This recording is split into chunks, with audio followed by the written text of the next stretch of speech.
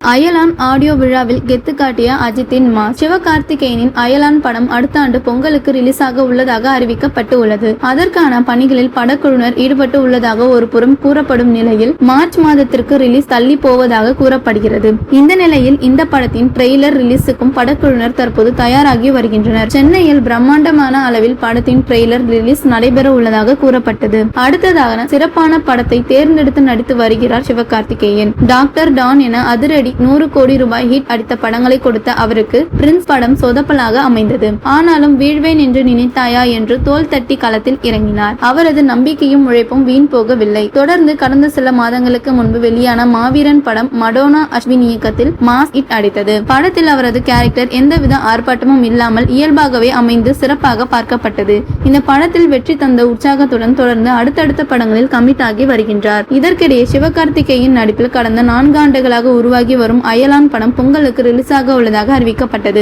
இந்த ரிலீஸ் மாற்றம் ஏற்பட வாய்ப்பு உள்ளதாகவும் படம் மார்ச் மாதத்திற்கு தள்ளி போக உள்ளதாகவும் ஒரு புறம் செய்தி வெளியாகி வருவது சூழலில் படத்தின் இசை மற்றும் ட்ரெய்லர் ரிலீஸுக்கும் படக்குழுவினர் மறுபுறம் தயாராகி வருகின்றனர். ஆடியோ விழாவில் அஜித்தை பற்றி யார் பேசினாலும் மொத்த அரங்கம் தெரிக்கும் என்பது அனைவருமே அறிந்த ஒன்றுதான். சிவகார்த்திகேயன் அஜித்தை பற்றி பேச வாய்ப்பு இருக்கின்றது. மேலும் KJR ஸ்டுடியோஸ் தான் அயலான் படத்தை தயாரித்து உள்ளது. விஸ்வாசம் படத்தை எப்படி ப்ரோமோட் செய்தார்கள் என்பது அனைவரும் அறிந்த ஒன்றுதான். இவர்களுக்கும் அஜித்தை பற்றி பேச அதிக வாய்ப்பு இருக்கின்றது. இதையடுத்து ஜனவரி மாதத்தில் அயலான் படத்தின் ட்ரெய்லர் துபாயில் மிக பிரம்மாண்டமாக நடக்க உள்ளதாக சொல்லப்படுகிறது. இதற்கான தேதி விரைவில் அறிவிக்கப்படும் என தெரிகிறது.